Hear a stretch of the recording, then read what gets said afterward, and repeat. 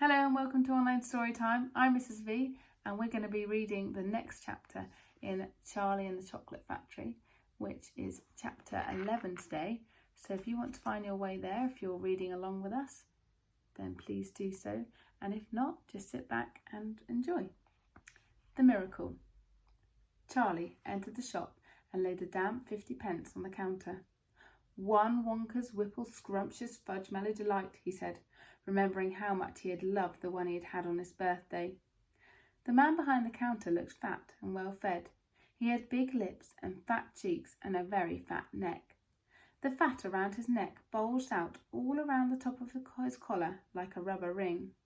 He turned and reached behind him for the chocolate bar, and then he turned back again and handed it to Charlie. Charlie grabbed it and quickly tore off the wrapper and took an enormous bite. Then he took another and another. And oh, the joy of being able to cram large pieces of something sweet and solid into one's mouth.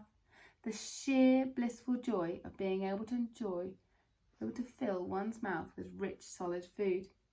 "You look like you wanted that one, Sonny," the shopkeeper said pleasantly. Charlie nodded, his mouth bulging with chocolate. The shopkeeper put Charlie's change on the counter. "Take it easy," he said. "It'll give you tummy ache if you swallow it like that without chewing." Charlie went on wolfing the chocolate. He couldn't stop, and in less than half a minute the whole thing had disappeared down his throat. He was quite out of breath and he felt marvellously, extraordinarily happy. He reached out a hand to take the change, and then he paused. His eyes were just above the level of the counter. They were staring at the silver coins lying there, and the coins were all 5-penny pieces. There were 9 of them altogether. Surely it wouldn't matter if he spent just one more. "I think," he said quietly, "I think I'll just have one more of those chocolate bars. The same kind as before, please." "Why not?" the fat shopkeeper said, reaching behind him again and taking another Whipple's Scrumptious Fudge Mellow Delight from the shelf. He laid it on the counter. Charlie picked it up and tore off the wrapper, and suddenly, from underneath the wrapper, there came a brilliant flash of gold. Charlie's heart stood still. "It's a golden ticket!" screamed the shopkeeper, leaping about a foot in the air. "You've got a golden ticket! You've found the last golden ticket! Hey, would you believe it? Come and look at this, everybody! This kid's found Wonka's last golden ticket! There it is! It's here, right in his hands!" It seemed as though the shopkeeper might be going to have a fit. "In my shop too!" he yelled. "He found it right here in my own little shop. Watch out now, Sonny. Don't tear it as you unwrap it. That thing's precious." In a few seconds, there was a crowd of about 20 people clustering round Charlie, and many more were pushing their way in from the street. Everybody wanted to look at the golden ticket and at the lucky finder. "Where is it?" somebody shouted. "Hold it up so all of us can see it." "There it is there," somebody shouted. "He's holding it in his hands. See the gold shining?" "How did he manage to get it, I'd like to know," a large voice shouted angrily. 20 bars a day I've been buying for weeks and weeks." "Think of all the free stuff he'll be getting too," another boy said enviously. "A lifetime supply." "He'll need it, the skinny little shrimp," a girl said, laughing. Charlie hadn't moved. He hadn't even unwrapped the golden ticket from around the chocolate. He was standing very still, holding it tightly with both hands, while the crowd pushed and shouted all around him. He felt quite dizzy.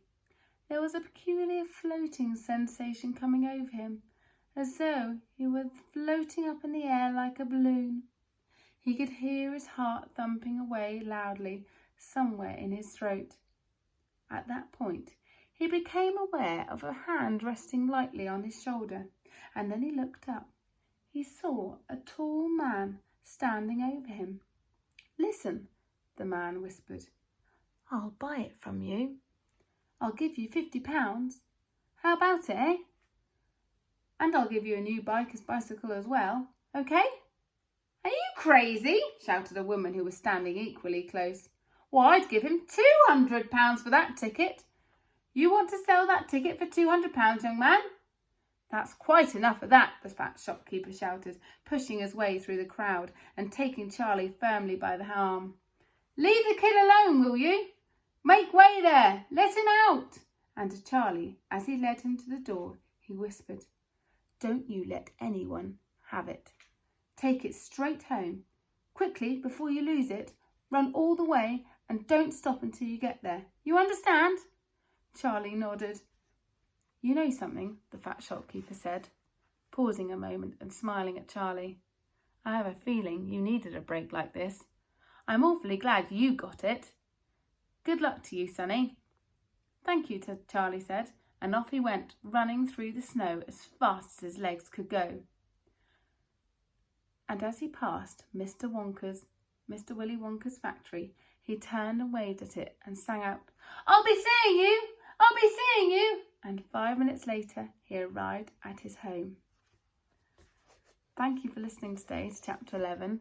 I hope you've enjoyed it, and I want you to keep smiling, be happy, and be safe. Take care.